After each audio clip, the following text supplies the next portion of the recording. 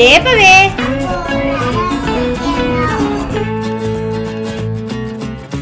ఏంటిదమ్మా అది? పప్ప చికెన్ చెప్పు. తింటావా చికెన్?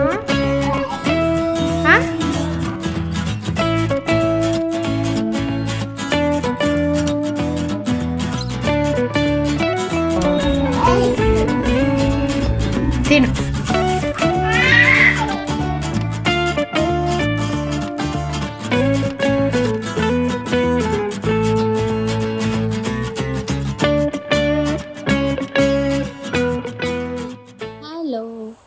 ఈరోజు వచ్చేసి దమ్ బిర్యానీ ఎలా చేద్దామో చూసేద్దామా. దమ్ బిర్యానీ వచ్చేసి చేయడం చాలా ఈజీ అండి. ప్రాసెస్లోకి వెళ్తే అసలు ఇంత ఈజీగా చేసేస్తామా అని చెప్పి అనిపిస్తుంది అనమాట. ఈ దమ్ బిర్యానీ వచ్చేసి మా ఇంటి ఎదురుగా ఉన్న ముస్లిం ఆంటీ దగ్గర నేర్చుకున్నాను అనమాట. ఎప్పుడు మా అన్నయ్య బర్త్డే వచ్చినా సరే ఆ ఆంటీతో బిర్యానీ చేయించేవారు అనమాట. అప్పుడు ప్రాసెస్ అయితే దమ్ బిర్యానీ ఎంటైర్లీ డిఫరెంట్ ఉండేది. ఈ కాలంలో ప్రాసెస్ చాలా ఈజీగా అయిపోయింది దమ్ బిర్యానీ అయితే. అప్పుడైతే కనుక దమ్ బిర్యానీ అంటే మామూలుగా బావర్చి బిర్యానీకి అన్నం వార్చేవారు. ఒక క్లాత్ తీసుకుని మొత్తం హాఫ్ బాయిల్డ్ అయిన తర్వాత ఆ బియ్యాన్ని మొత్తం వార్చి దానిపైన ఉల్లిపాయలు వేసి నిమ్మకాయ రసం అనేది పిండేవారు అనమాట. దాని తర్వాత దాన్ని దమ్ పెట్టేవారు.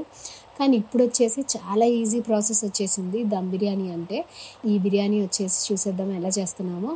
చికెన్ దమ్ బిర్యానీ వచ్చేసి 1/2 kg చికెన్తో 1/2 kg రైస్తో అయితే చేయబోతున్నాను అనమాట. మా ఇంట్లో ఏ ఫంక్షన్ ఉన్నా ఆంటీతో బిర్యానీ చేయించుకుని తినేవాళ్ళం. అంత ఫేవరెట్ అనమాట ఆంటీ చేతి బిర్యానీ అంటే. చిన్నప్పుడు బావర్చి బిర్యానీ అనగానే ఆర్టీసీ క్రాస్ రోడ్స్కి వెళ్ళి తీసుకొచ్చేవారు బావర్చి బిర్యానీ అనగానే. ఇప్పుడు ఎక్కడ పడితే అక్కడ బిర్యానీ దొరుకుతుంది కానీ ఆ హైదరాబాదీ టేస్ట్ అయితే రావట్లేదు కదా. ఈ రకంగా ట్రై చేసి చూడండి. ఈ బిర్యానీ అయితే బ్యాచిలర్స్ కూడా చేసుకోగలిగే అంత ఈజీగా ఉంటుంది అనమాట. ఒక్కసారి చేసి చూస్తే కనుక మీరు అస్సలు మర్చిపోరు. ఈ బిర్యానీకి వచ్చేసి ఫస్ట్ అయితే నేను 1/2 kg చికెన్కి 1/2 kg రైస్ తీసుకున్నాను. అంటే ఈక్వల్ క్వాంటిటీ అనమాట. బిర్యానీ వచ్చేసి చేయటం చాలా ఈజీ అండి. అది దమ్ పెడతంలోనే ఉంటుంది అనమాట దాని రుచి అంతా. ఎలా చేద్దామో చూసేద్దామా మరి. చికెన్ కనుక ముందు రోజు మ్యారినేట్ చేసి పెట్టుకుంటే దాని టేస్టే వేరుగా ఉంటుంది. ముక్క కూడా చాలా సాఫ్ట్గా ఉంటుంది. లేదు అప్పటికప్పుడు చేసుకోవాలి అంటే కనుక 2 hours బిఫోర్ అయినా మ్యారినేట్ చేసి ఫ్రిడ్జ్లో పెట్టాలన్నమాట. చికెన్ వచ్చేసేసి ముందు రోజు మ్యారినేట్ చేస్తే కనుక పెరుగు వేయకుండా మొత్తం అన్ని ఇంగ్రీడియంట్స్ వేసేసుకుని మ్యారినేట్ చేసి ఫ్రిడ్జ్లో పెట్టుకోండి. నెక్స్ట్ డే ఎప్పుడైతే మీరు వండుదాం అనుకుంటున్నారో అప్పుడు తీసి బయట పెడతారు కదా, అప్పుడు పెరుగు కలుపుకుంటే చికెన్ దమ్ బిర్యానీకి చాలా టేస్ట్ వస్తుంది. అదే కనుక అప్పటికప్పుడు చేయాలి అనుకుంటే కనుక 2 hours బిఫోర్ పెరుగు నానబెట్టేసేసుకుని ఫ్రిడ్జ్లో పెట్టేసి తర్వాత చేసుకోవచ్చు. నేను చెప్పే రకంగా చేస్తే కనుక పర్ఫెక్ట్ దమ్ బిర్యానీ వస్తుంది. బ్యాచిలర్స్ కూడా చేసుకోగలుగుతారు అనమాట. మా చిన్నప్పుడు అయితే కనుక ఆంటీ దమ్ బిర్యానీ అనగానే ఏం చేసేవారంటే హాఫ్ బాయిల్డ్ రైస్ కుక్ అవుతుంది కదా, ఆ కుక్ అయిన రైస్ని ఒక క్లాత్ మీద, కాటన్ క్లాత్ మీద మొత్తం పరిచేసేవారు అనమాట. పరిచేసిన తర్వాత దానిపైన ఫ్రైడ్ ఆనియన్స్ ఇంకా నిమ్మకాయ రసం అయితే మొత్తం ఇట్లా జల్లేసేవారు. జల్లి దాన్ని మొత్తం కలిపే విధంగా ఉంచుకుని దాన్ని స్ప్రెడ్ చేసేవారు. దాని తర్వాత దమ్ పెట్టేవారు. నేనైతే కనుక ముందు రోజు మ్యారినేట్ చేయట్లేదు, అప్పటికప్పుడు చేస్తున్నాను కాబట్టి మొత్తం అన్ని ఇంగ్రీడియంట్స్ కలిపేసుకుంటున్నాను. చూసేయండి. 1/2 kg చికెన్లో కొంచెం అంత పెరుగు తీసుకున్నాను. దాని తర్వాత అల్లం వెల్లుల్లిపాయ పేస్ట్, దాని తర్వాత బిర్యానీ ఆకు, ఫ్రైడ్ ఆనియన్స్, ఉప్పు కారం, దాని తర్వాత కొత్తిమీర, పుదీనా ఇవన్నీ వేసేసి ఫ్రైడ్ ఆనియన్స్ ఉంటాయి కదా, ఫ్రైడ్ ఆనియన్స్తో పాటు ఆ ఫ్రైడ్ ఆనియన్స్ ఆయిల్ కూడా వేయాలన్నమాట. అప్పుడే దాని టేస్ట్.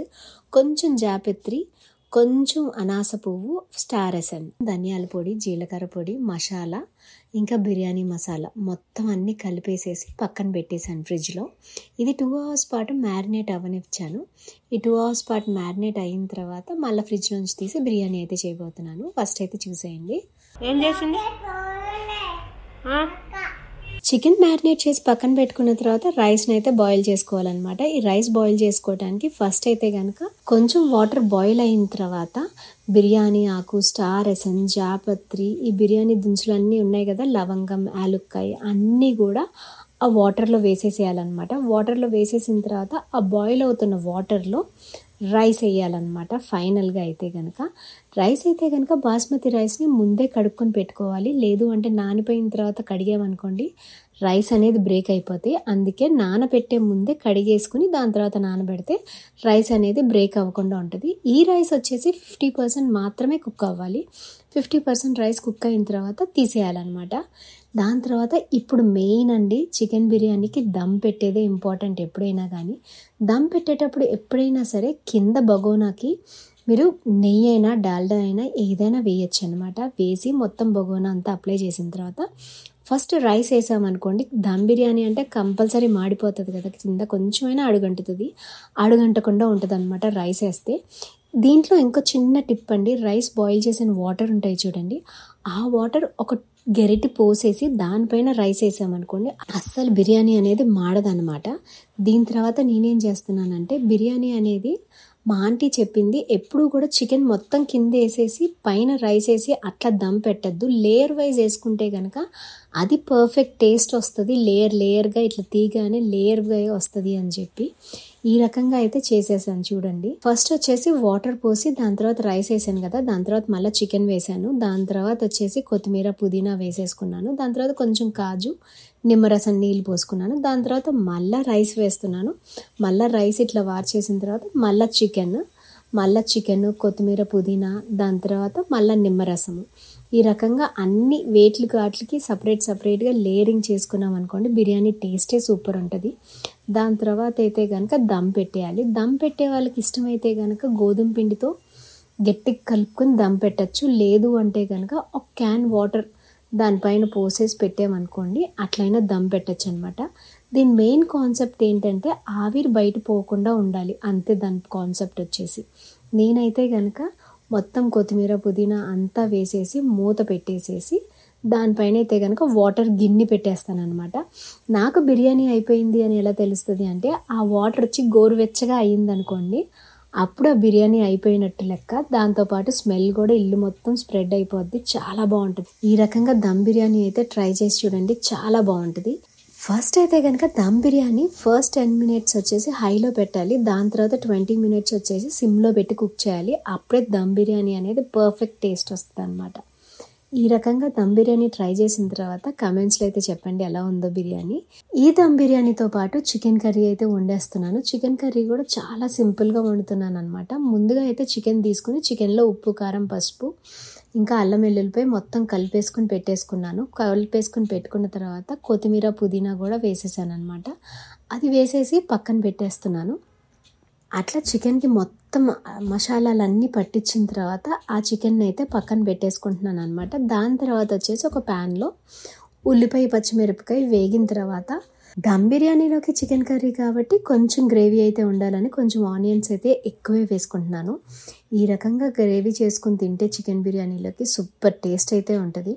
ఈ చికెన్ కర్రీ వచ్చేసి చాలా సింపుల్గా చేయబోతున్నాను. ఉల్లిపాయ పచ్చిమిరపకాయ వేగిన తర్వాత మొత్తం అంతా కలిపి పెట్టుకున్న చికెన్ ఉంటుంది కదా, అది తీసుకొచ్చేసి దీంట్లో వేసేసి కొంచెం మొత్తం రోస్ట్ అయిపోయిన తర్వాత వాటర్ పోసేసి సిమ్లో పెట్టి ఉడకబెట్టేసాను అనమాట. అంతే, చికెన్ కర్రీ రెడీ. దీంట్లో కావాల్సిన మసాలాలన్నీ ముందే వేసేసాం కాబట్టి చికెన్ మొత్తం సాఫ్ట్గా ఉడికిపోతే ఇంకా కర్రీ అయిపోయినట్టే, ఇంకేమీ వేయక్కర్లేదు. లాస్ట్లో కొంచెం కొత్తిమీర పుదీనా గార్నిష్ చేసుకుని దింపేస్తే చాలు. ఈ రకంగా చికెన్ బిర్యానీలోకి చికెన్ కర్రీ అయితే రెడీ అయిపోయింది. ఈ రకంగా దమ్ బిర్యానీ ట్రై చేసిన తర్వాత కమెంట్స్లో అయితే చెప్పండి ఎలా ఉందో బిర్యానీ. ఈ వీడియో కనుక నచ్చినట్లయితే please like, do, share, subscribe. Bye bye.